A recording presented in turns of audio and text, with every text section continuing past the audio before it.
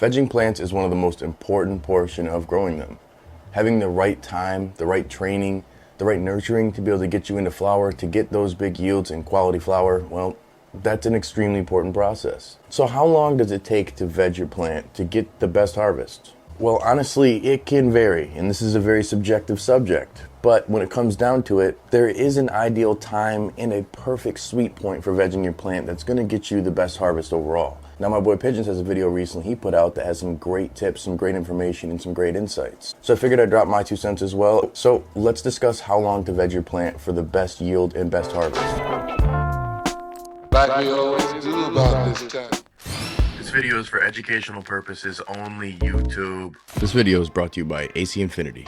Now, whether it be air control, air quality, lighting, or your tent itself, or the entire kit, AC Infinity has got you locked down, and they continue to innovate time after time again with just amazing products. Now, their products go very fast, well, because they're in high demand. Supply and demand is a real thing, and when you got a supply that's as great as this, you better jump on it quick. And when you do, make sure you use CLtv at checkout and you'll save some money on your order. So if you're new here, my name is Rob and this is CLtv, and we talk all things herb. Today in particular, we're gonna be talking about vegging. And vegging, this is again a very subjective one. Some people will swear by having an 8 to 10 week veg, like the homie Pigeons 420. If you haven't seen his video, I highly recommend it because he breaks down some specific reasons why he goes for the longer veg. So what do you recommend for veg time? And when do you get the best harvest? Let us know below in the comment section. But I think the biggest thing that's overlooked for veg time specifically is the strain or the cultivar that you're going to be growing. Now, I know if you're growing something that stretches like this Donus triploid from Humboldt Seed Company that I grew recently, well, trust me, that thing stretches. When you flip it into flower, you could see 3 times the growth. This guy's a grower and a shower. So let's say you've been vegging for 4 weeks or 6 weeks, and your plant is about 2 feet tall. Just think that that plant could literally get to potentially 6 feet tall without the proper training. The next factor that I consider every single time is the growing environment. And especially when it comes down to the strength of the light, how much light that I have, the season that I'm in, and the feeding regimen that I have for the plant. Now, in a situation where you're doing something like crop steering, which I've got a video that covers that on the channel as well, you're essentially gonna want more time. You're gonna wanna have enough time to push that plant as much as you'd like to get to that larger, thicker growth that may potentially get you that pound per plant. At the same time, you may be sacrificing harvest per year when you look at that length of time that you're adding to your veg.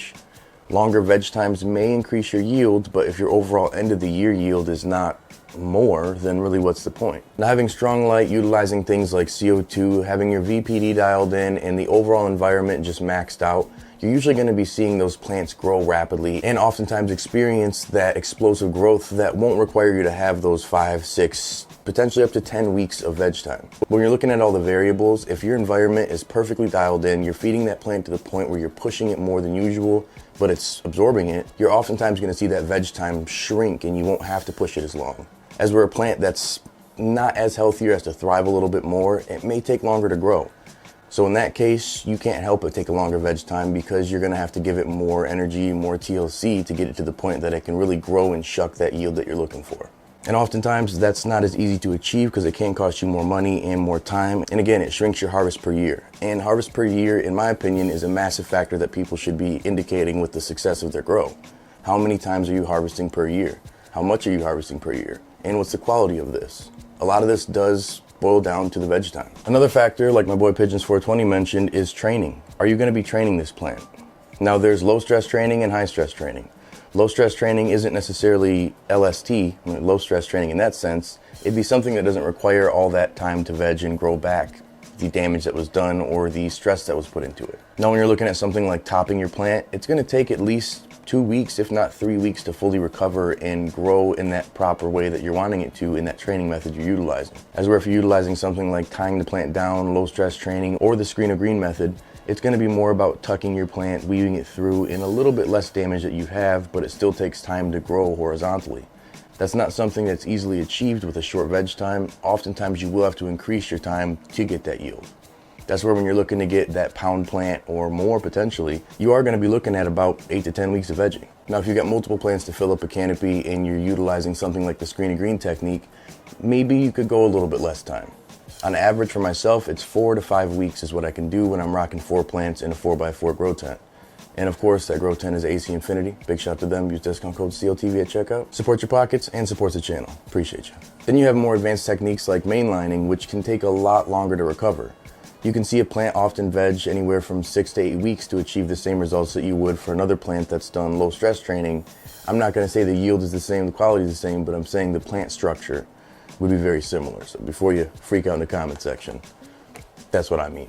Other training techniques like pruning or defoliation, this oftentimes is going to lead to more veg time as well. When you're looking at the lollipopping technique and you're stripping all of the bottoms off, essentially, in my opinion, after 16 plus years of growing now, I feel like that was just a wasted veg time. Now, if it took longer to be able to get those stronger, hardier tops, I understand doing that, but at that point, why wouldn't you just flatten the plant out and pancake it and scrogger, you know?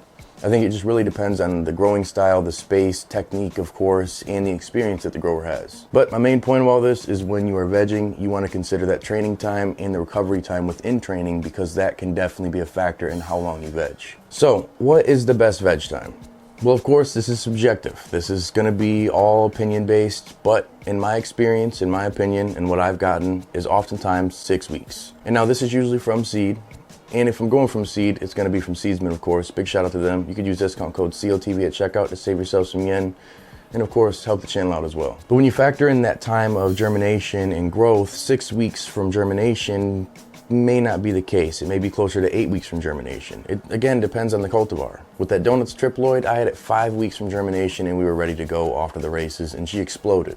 As where other cultivars, it can take me longer. And depending on the training techniques that I'm utilizing and the space that I'm going to be in, sometimes you add a little bit of time onto that. So then it goes from that 6 weeks to about 8 weeks. And again, the factors vary. Now, if I'm just going to say a general time, what works best for me consistently, like I said, 6 weeks would be it. I've learned that bigger plants don't always equal better plants. Sometimes smaller plants can get you better buds. Now, I'm not talking tiny, wispy, weak plants. I mean, just in general, smaller, healthier, well-developed plants can sometimes generate better yields. And I'm not just talking, again, yield of plant material. I'm talking yield of trichome, terpenes, flavonoids, just better plants overall. Also, if you're in the Growers Gauntlet and you want to see your plants on this channel, well, I'm going to be going live every other Wednesday starting May 1st, and it's going to be a banger of an episode. 9 p.m. Eastern Standard Time, we're going to be going over the Growers Gauntlet entries, and it's going to be an amazing time. Great prizes, great people, great vibes, and of course, great herb. Mark your calendar, and we'll see you then. With that being said, it's your boy Rob from CLtv. Have a great day, even better tomorrow, and stay lifted. Peace.